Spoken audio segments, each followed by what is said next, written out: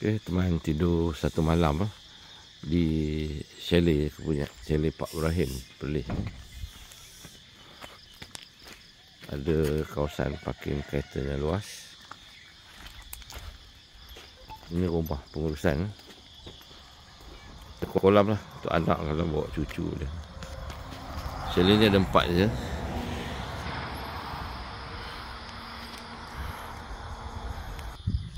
Tak pasti luasan dia berapa luas ya. Tapi ditanam dengan pokok mangga harum manisnya.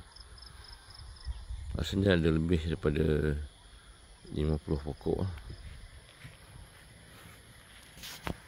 Sampai ke ujung kawasan ni berpagar. Sekarang ni tengah musim harum manis, ada yang dah masak. Harum manisnya sebenarnya tak bermusim kalau saya tengoknya. Sebab ada yang dah matang, ada yang masih kecil, ada yang berbunga.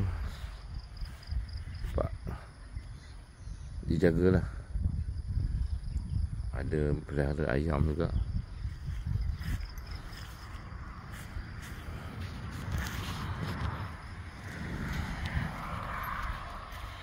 Sejuk kawasan ni sebab kawasan bukit. Okey, kalau siapa yang nak berjalan ke Padang Besar, bolehlah menginap sini. Rasa jarak daripada sini ke Padang Besar lebih kurang tak sampai 20 km.